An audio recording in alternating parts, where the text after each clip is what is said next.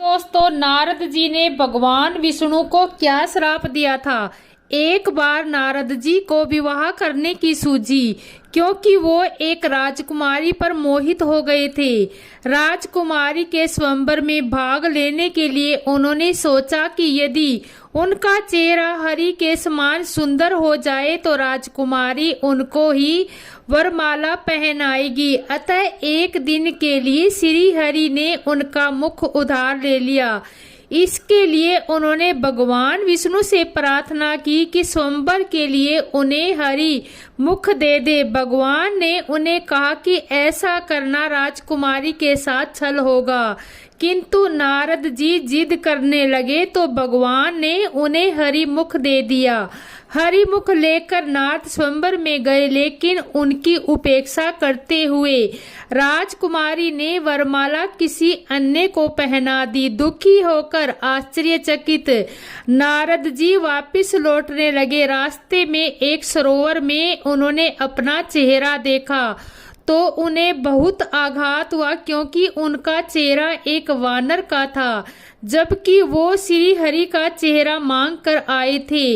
यह देखकर अत्यंत क्रोधित नारद जी विष्णु भगवान के पास पहुंचे और उनसे स्पष्टीकरण मांगा। भगवान ने कहा कि तुमने हरि अर्थात वानर का मुख मांगा था, अतः मैंने वानर का मुख दे दिया। हरि का एक अर्थ वानर भी होता है।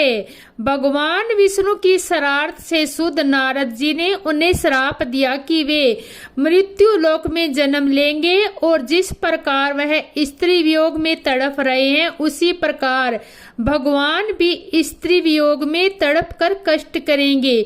और जिस वानर जाति का उन्होंने उपहास किया है, केवल उनकी सहायता से ही वे अपनी पत्नी को खोज पाएंगे। आगे की कहानी तो आप समझ गए होंगे। माँ पार्वती के भगवान विष्णु भाई कैसे कहे जाते हैं। पौराणिक ग्रंथों के अनुसार भगवान शंकर ने माता पार्वती से केदारनाथ के रास्ते में पड़ने वाले गुप्त काशी में विवाह करने की इच्छा जताई थी, जिसके बाद इस स्थान पर दोनों का विवाह संपन्न हुआ। भगवान शंकर और माता पार्वती के इस विवाह में भगवान विष्णु ने पार्वती के भाई के रूप में सभी रीति रिवाजों को निभाया, तो ब्रह्मा जी ने पुरोहित बनकर विवाह में हिस्सा लिया। साथ ही सभी संतों एवं मुनियों ने भी इस विवाह में हिस्सा लिया। कहा जाता है कि भगवान के विवाह के पूर्व सभी देवताओं ने यहाँ स्नान किया, जिसके कारण यहाँ 3 प्रकार के कुंड बन गए, जिन्हें रुद्र कुंड, विष्णु कुंड और ब्रह्मा कुंड के नाम से जाना जाता है, जिसका जल भगवान विष्णु से उत्पन्न हुए सरस्वती कुंड से आता है। इस सरस्वती कुंड की मान्यता है कि यहाँ स्नान करने वाले दंपति कभी संतानहीन नहीं रहते। लोगों की मान्यता है कि इस मंदिर में शादी करने वाले जोड़ों को जीवन सुख मिलता है, जिस कारण यहाँ कई जोड़े फेरे लेकर विवाह करते हैं और भगवान का आशीर्वाद लेते हैं। यह मंदिर आज भी लोगों की आस्था का केंद्र बना हुआ है। माता सीता ने जब पुनः माता पार्वती के रूप में जन्म लिया और उन्हें बोध हुआ कि उनका जन्म महादेव के लिए हुआ है, तब उन्होंने महादेव से इसके लिए नारद जी द्वारा सुझाए गए इच्छित वरदान को पाने के लिए तप करना शुरू कर दिया। प्रारंभ से वे महादेव की परीक्षा के कारण शिवलिंग निर्माण में बाधा आने से विचलित हो रही थी। तब विष्णु जी नारायण रूप में आए और माता पार्वती को शिवलिंग निर्माण की सहायता की। तभी माता पार्वती ने उन्हें भाई कहकर संबोधित किया था। नारायण द्वारा बने शिवलिंग की आराधना से माता ने अपने तप का अनुष्ठान किया और कई वर्षों की तप के बाद महादेव प्रसन्न हुए और माता को पति के रूप में उन्हें प्राप्त होने का वरदान दिया। सभी से श्री हरि माता पार्वती के भाई के रूप में जाने जाते हैं।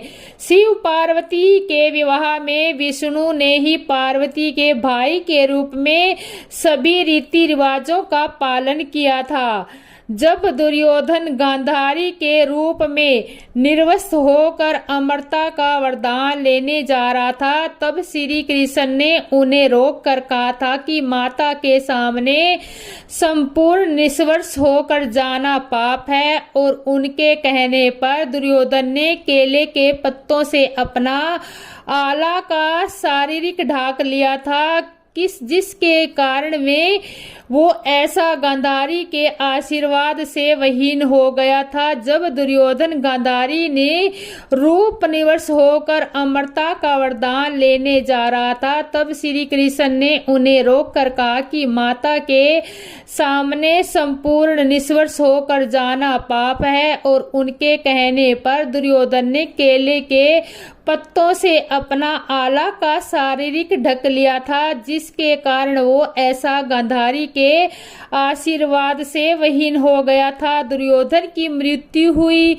और इस कारण गांधारी ने श्री कृष्ण को मन और बदले से उन्हें श्राप दिया था। भगवान विष्णु को दिए गए श्राप क्या है? नारद श्राप दिन है 12 तासु वचन अंगीकारा। श्री मानस के शब्दों में सिर्फ एक बार नारद ने श्राप दिया और इससे उनको अपने सर ले लिया। तो नारद जी तुम मत सोचो, सब मेरी रक्षा है, बाकी अलग अलग अवतारों की बात है। जब समस्त कौरवों और उनकी सेना का वध हो गया, पांडवों के पुत्रों और उनकी सेना का भी वध हो गया, तब मारे गए योद्धाओं की माताएं, पत्नियां, पुत्रियां, बहनें उनके मृत शरीर से लिपटकर जोर जोर से विलाप करने लगी। गांधारी, कुंती, द्रौपदी भी यह दृश्य देख रही थी। गांधारी के समस्त पुत्र मारे गए, लेकिन कुंती के सभी पुत्र जीवित बच गए। यद्यपि कुंती के समस्त पुत्रों में भी मारे जा चुके थे, किंतु गांधारी इस बात को सहन नहीं कर सकी। उसकी ममता दुर्योधन में बहुत अधिक थी। जब से उसने यह जाना कि दुर्योधन की मौत अनैतिक तरीके से भीमसेन ने की है, तब से उसके मन में जलन हो रही थी। पहले तो वह युधिष्ठिर को श्राप देना चाहती थी, लेकिन महर्षि वेदनाथ ने गांधारी के मन की बात जान ली, इसलिए वे भागे चले आए और गांधारी को समझाया।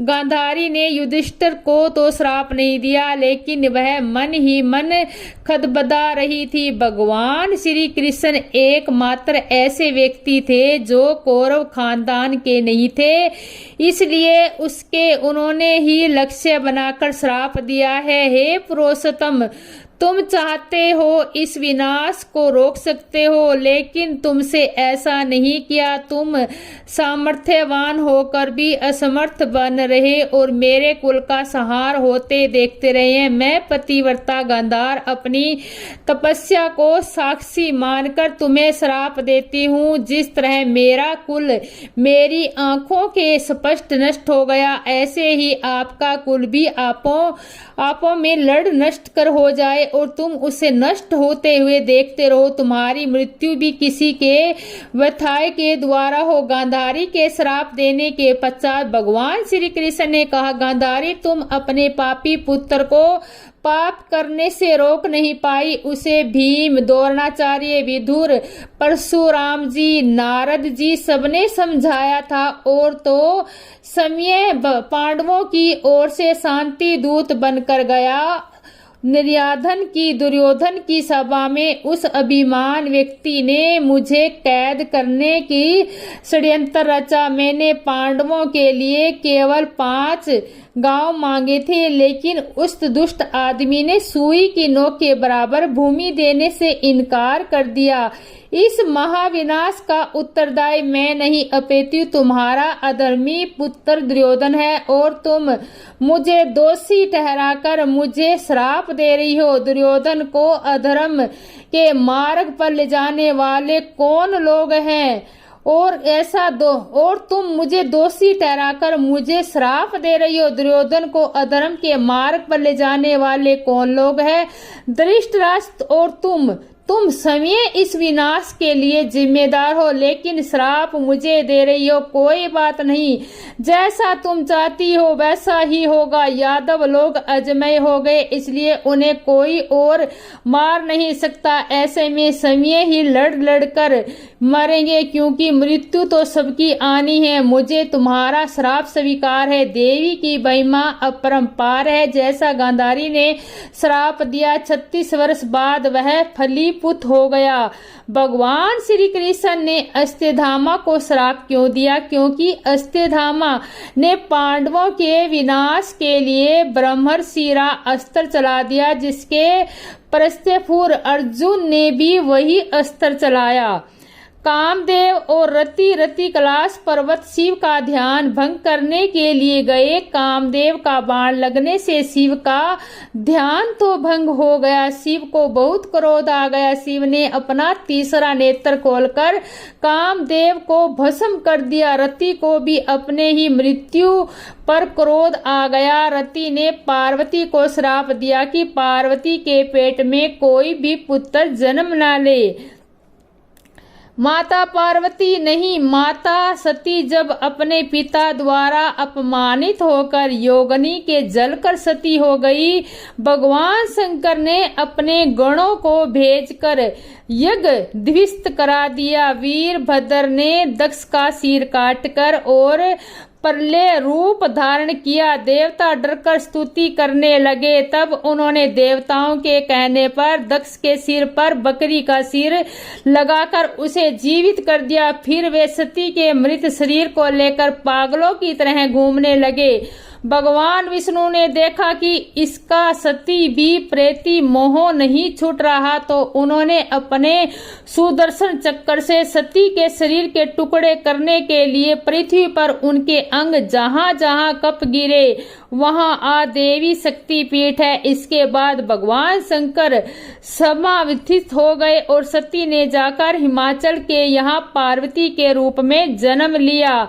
भगवान शिव को महर्षि कश्यप ने अपने ही हाथों पुत्र का सिर काटने का श्राप था, ऐसा ब्रह्मदेव पुराण में वर्णित है। सुमाली की गंभीर शारीरिक पीड़ा और सूर्य देव की अवहेलना के कारण इसके पुत्र नहीं जा पा रहे।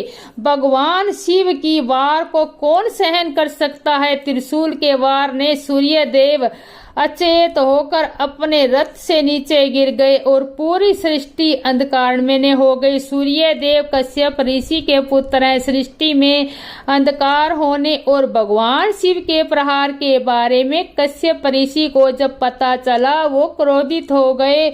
उन्होंने भगवान शिव को पुत्र की दशा पर दुखी होने का श्राप दिया। कहा जाता है कि इस श्राप की वजह से ही भगवान शिव ने गणेश जी का सिर काटा था। जालंधर नाम के असुर की पत्नी वृद्धा सती थी, जिसके सतीत्व के कारण शंकर जी उसे मार नहीं पा रहे थे। विष्णु जी ने जालंधर का रूप धरकर उसके सतीत्व को नष्ट किया, जिससे जालंधर का वध शंकर जी ने किया। जब उन्हें इस बात का पता चला कि विष्णु जी ने उसके साथ छल किया है, तो वृद्धा ने विष्णु जी को पत्थर होने का श्राप दिया, जिससे वह शालिग्राम हो गए। विष्णु जी ने वृंदा को श्राप दिया कि तुम जड़ हो जाओ। वह तुलसी हुई। उसके पश्चात तुलसी और शालिग्राम का विवाह हुआ। महाभारत में कृष्ण भगवान को श्राप किसने दिया था? महाभारत में श्री कृष्ण को श्राप दुर्योधन की माता गांधारी ने दिया था। उन्होंने ये श्राप अपने पुत्रों के पश्चात श्री कृष्णा को दिया और कहा कि जिस प्रकार मेरे वंश का नाश हुआ है, उसी प्रकार तुम्हारे वंश का भी नाश होगा। श्री कृष्ण अपनी श्राप नहीं काट सके तो भक्तों के दुख कैसे काट देंगे? श्री कृष्ण नाशवान भगवान है। श्री कृष्ण 3 लोक के भगवान है। संत रामपाल जी महाराज जी एकमात्र सच्चे सतगुरु हैं। शास्त्रों के अनुसार 3 समय की भक्ति एवं 3 प्रकार के मंत्र जप अपने साधकों को देते, जिसके उन्हें सर्व सुख मिलता है तथा उनका मोक्ष का मार्ग भी आसान होता है। अतः हमसे अपने सतग्रंथों पर परमात्मा प्राप्त संतों की वाणियों की मदद से सच्चे सतगुरु को ढूंढ ही लिया तो देर ना करें, बिना अमूल्य समय गवाए संत रामपाल जी महाराज जी के नाम दीक्षा लेकर उनकी शरण ग्रहण करें और इस लोक का भी सर्व सुख पाए और मोक्ष को प्राप्त करें। तुलसी माता ने भगवान विष्णु को श्राप इसलिए दिया था क्योंकि भगवान विष्णु ने उनके पति जालंधर का रूप लेकर उसका सतीत्व भंग किया था, जिसके कारण जालंधर का वध संभव हो सका था। क्योंकि जालंधर एक राक्षस था और उसको माता तुलसी के सतीत्व के कारण मार पाना संभव हो गया, इसलिए भगवान विष्णु ने इस प्रकार का कार्य करना पड़ा। बाद में भगवान विष्णु को जब तुलसी माता ने श्राप मुक्त किया तब भगवान विष्णु ने तुलसी माता को उसका सतीत्व और पवित्रता लौटा दिया और घर घर पहुंचने का वरदान दिया। भगवान विष्णु समय तुलसी माता के चरणों में शालिग्राम के रूप में रहने का निर्णय लिया। क्या आपको ज्ञात है कि तुलसी माता ने भगवान विष्णु को श्राप क्यों दिया था? शिव महापुराण के अनुसार पुरातन समय में दैत्यों का राजा दंभ था, वह विष्णु भगत था। बहुत समय तक उसके यहाँ पुत्र नहीं हुआ तो उसने दैत्यों के गुरु शुक्राचार्य को गुरु बनाकर उसके श्री कृष्ण मंत्र प्राप्त किया और पुष्कर में जाकर घोर तप किया। उसकी तपस्या से प्रसन्न होकर भगवान विष्णु ने उन्हें पुत्र होने का वरदान दिया। भगवान विष्णु के वरदान स्वरूप दंभ के यहाँ पुत्र का जन्म हुआ और यह श्री कृष्ण पार्षदों का अग्नि सुदामा नाम